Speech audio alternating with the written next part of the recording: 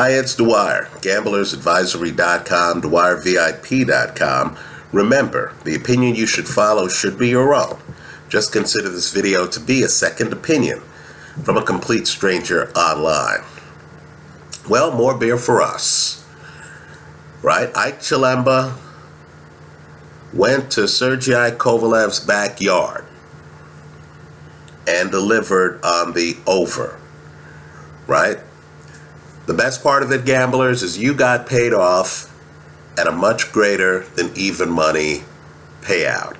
You got paid off at a plus 133 if you took the over 7.5 rounds, right? Understand, whatever you took, could have been 7.5, could have been 8 rounds, could have been 7 rounds, the over delivered, because this fight went the distance.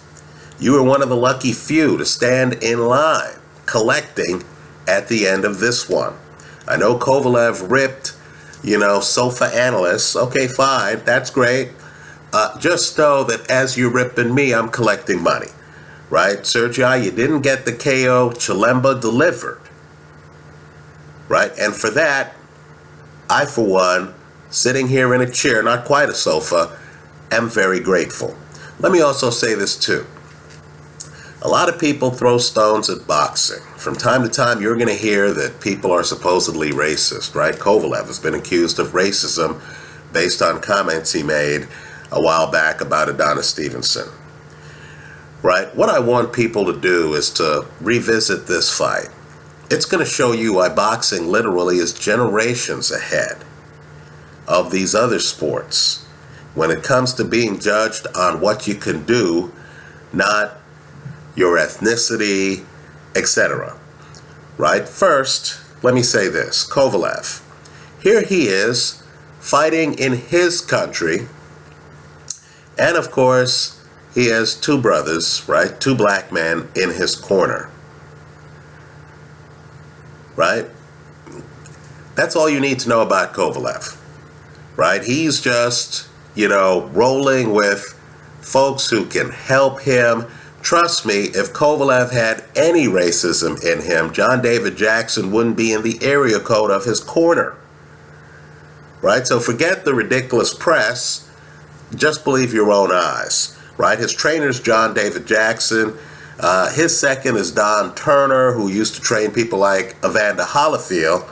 Right? Understand, when we talk about race in boxing, I hope the conversation extends to the corners, the sparring partners, etc.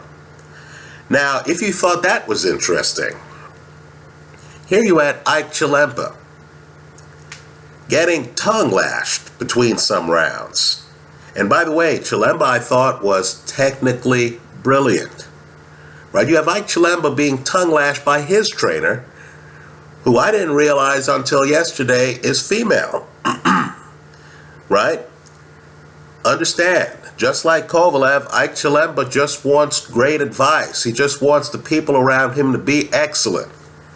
Right? He's not there taking gender tests or something like that, or racial tests and stuff. No, he just wants good people around him.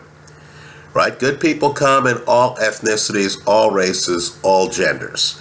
Right? So you have Chilemba's trainer, right, who's female.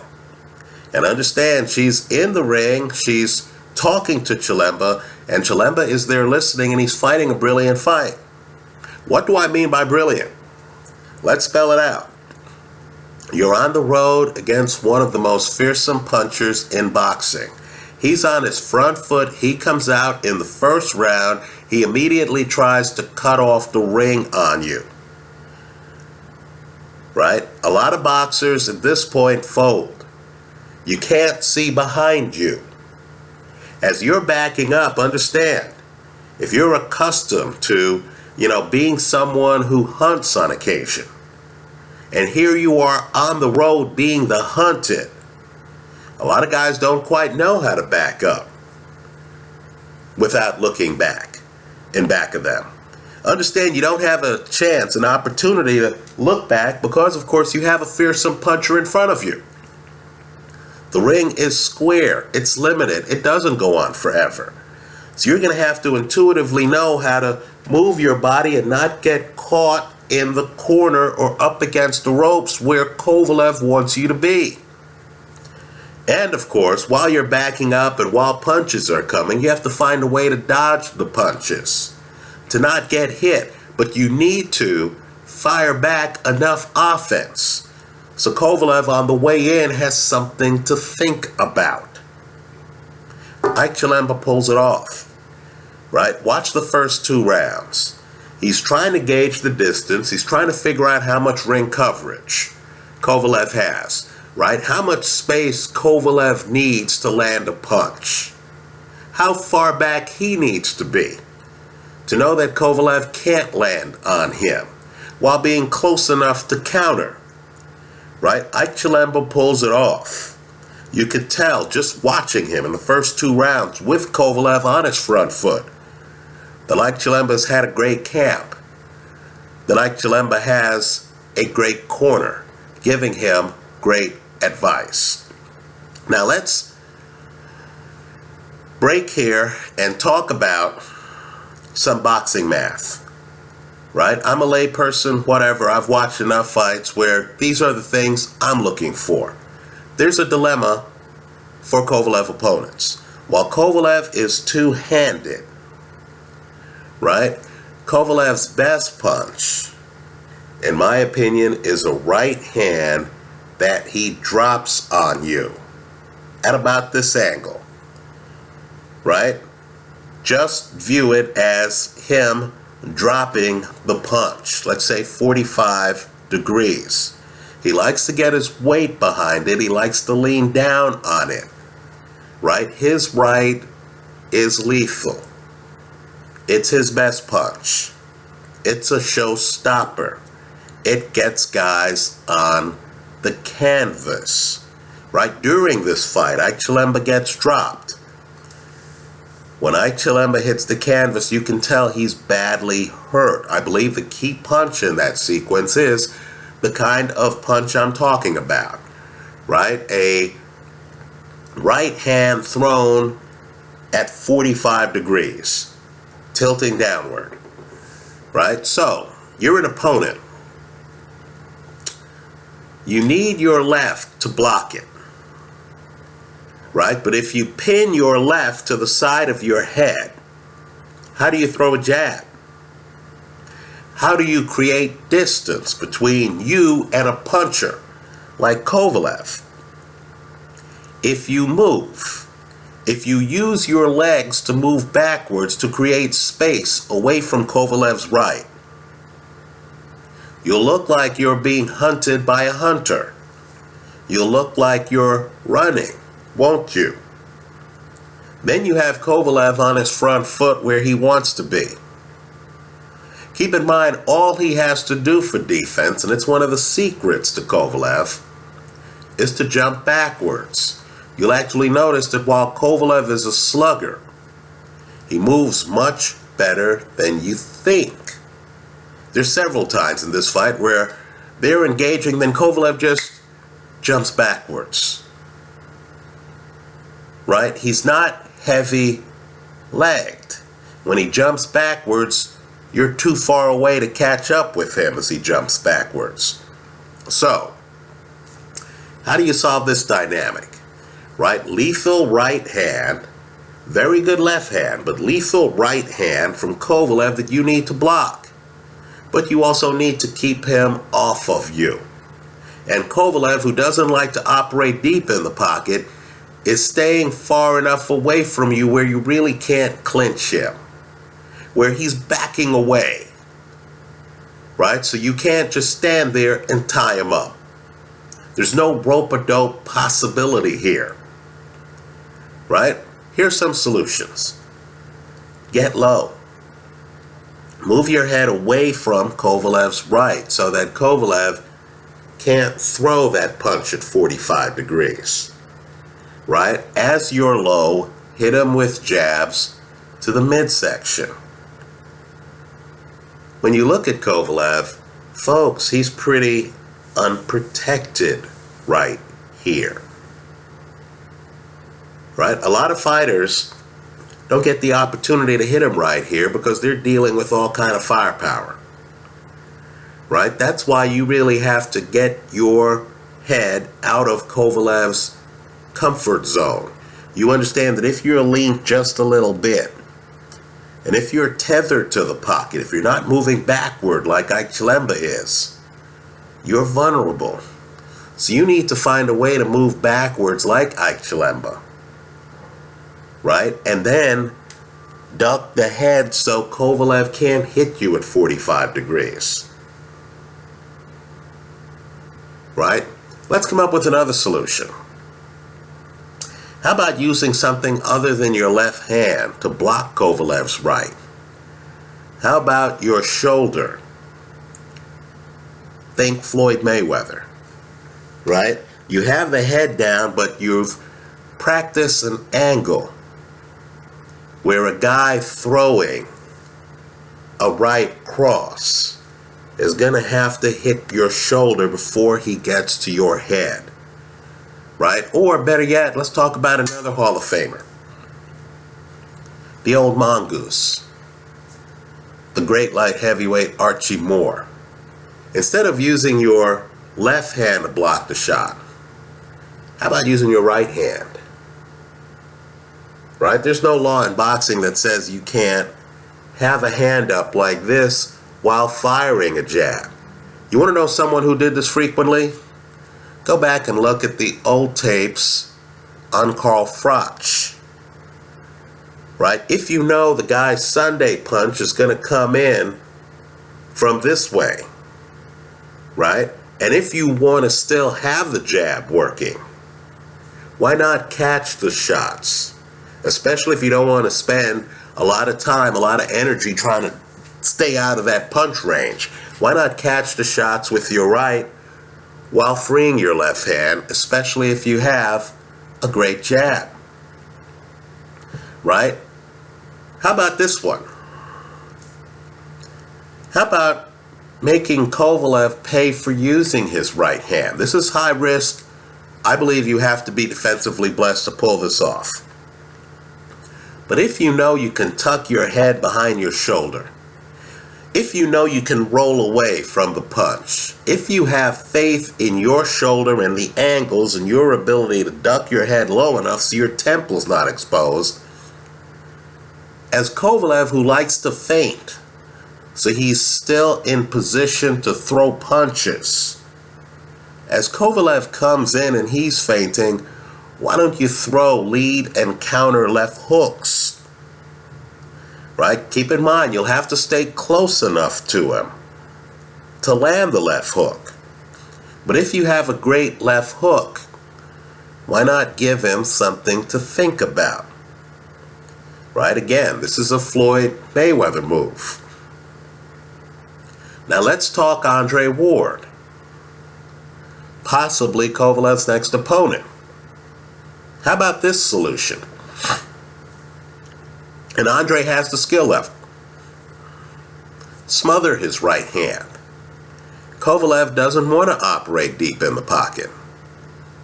I don't think Kovalev is the same fighter backing up that he is coming forward.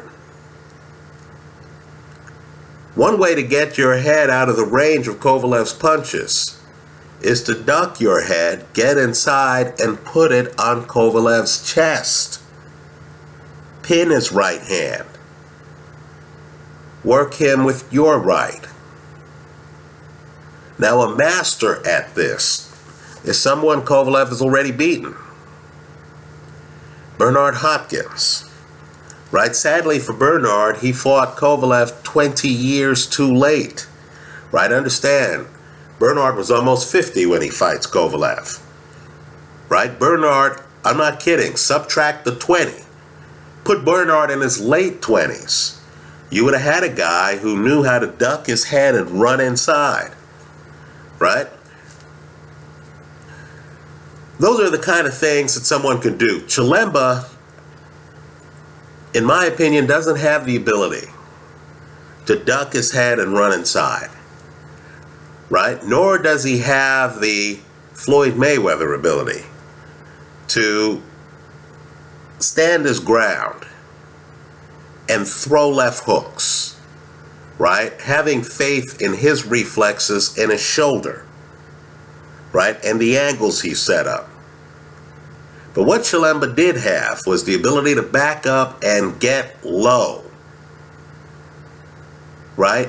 I thought, then also to counter, come inside, I thought his jabs to the body were effective, right? I thought he did a lot to ignore Kovalev's feints, right? Because a feint is a way to keep in position without throwing punches while getting the other guy to open up, right? I thought Chilemba was there hoping that Kovalev would get sloppy and reckless.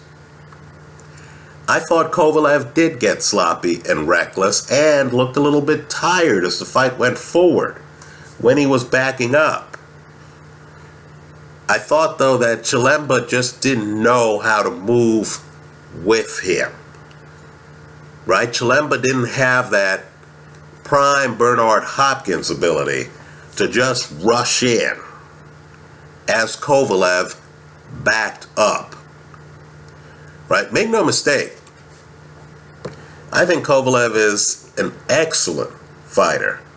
I thought he fought an excellent fight. He has more skills than I'm giving him credit for. Anyone with Don Turner in his corner knows how to throw an above-average jab, right? I thought Chilemba, because of the spacing, because Chilemba knew how to move backwards between punches, took away many of Kovalev's tools, right? I will say this, though, about Kovalev.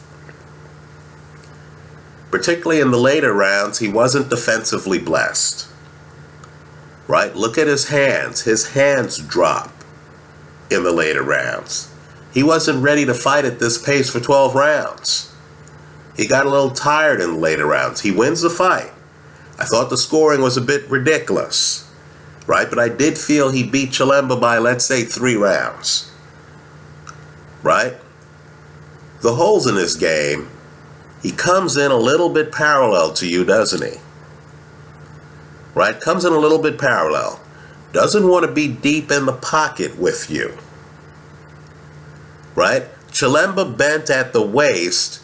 You notice Kovalev didn't have a lot of success landing body shots against him.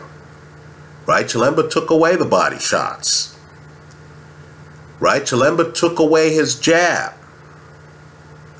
Kovalev does land an occasional right hand at that 45-degree angle I was talking about. He can throw it at other angles. I'm just talking about, the angle at which you're in serious trouble. Right? But the interesting thing is, you'll notice that when things got hot, Kovalev just jumped back. Right? Went straight back. Right? You wondered. You wondered what would happen if he were fighting a guy who, let's say Carl Froch, who would have the timing of the fight down, where when Kovalev got a little bit roughed up and backed away, would come forward with him. Right? Kovalev, to me, looks like if you take him out of his comfort zone, there are going to be some things to hit, right? I didn't see him make a lot of adjustments in terms of getting hit with his body. I want people to go back to the second Darnell Boone fight. I know Kovalev wins that fight. There's no question about it, right? Sadly, there's no video of the first Darnell Boone-Kovalev fight, where Kovalev had all kind of problems. But the beginning of that second fight, you're going to notice Darnell Boone gets low. And Darnell Boone starts to hit him right up the middle. And Kovalev is a little bit befuddled. Right? I don't believe in Superman. Kovalev, excellent fighter. Just beat a world-class opponent. Right? Kovalev may well be the best at 175 pounds. Who knows? But I'll say this, right? He's not a defensive master. I wish I had a tape of his sparring sessions with Gennady Golovkin. That would have been interesting, because understand, Golovkin is long range. Golovkin knows how to read movement. If he senses you backing away from the pocket, he'll move with you. Right? He's not there to survive, he's there to land big shots. Right? And Kovalev isn't the light heavyweight, even though he's very strong. Chilemba commented on his strength, but he's not the light heavyweight to lean on you and to make size an issue. Right? So, in conclusion, more beer for us. I was impressed with both fighters. Ike Chilemba is the ultimate professional. Kovalev, with a great corner behind him and prodigious punching power, showed us that he's an offensive juggernaut. Right? One of the miracles of the fight is how Ike Chilemba gets off the canvas and somehow survives the rest of the round. Right? That was amazing. Right? And Kovalev, too, doesn't get out of position too much. Right? His feints are a big part of his game, as is his balance. Right? But we all have flaws, all of us. Kovalev is not unbeatable. He looks like he can be touched when he's backing away from the pocket. He doesn't look like he knows what to do when a fighter in the pocket bends his head and starts landing jabs to the body. And it looks to me, too, that he's two different fighters, right? The guy coming forward who's a killer, and the guy backing up away from the pocket who doesn't really look like he has a plan B if you catch him at the right moment after he engages. Right? As I used to say, right? As I still believe, how do you beat an ambush fighter? And Kovalev is a bit of an ambush fighter. How do you beat an ambush fighter? You follow him after the ambush. Right? I want you to think of that phrase as you watch Kovalev Ike Chilemba again. Right? I've posted the video in my favorites folder here on YouTube. That's how I see it. Let me hear from you.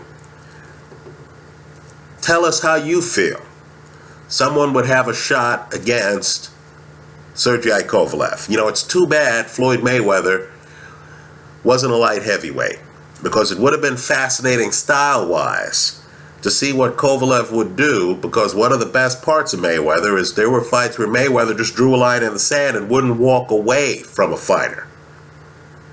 Right? Would have the fighter walk into a shoulder and would change the dynamic, would take away the opponent's right hand by throwing a hair trigger left hook.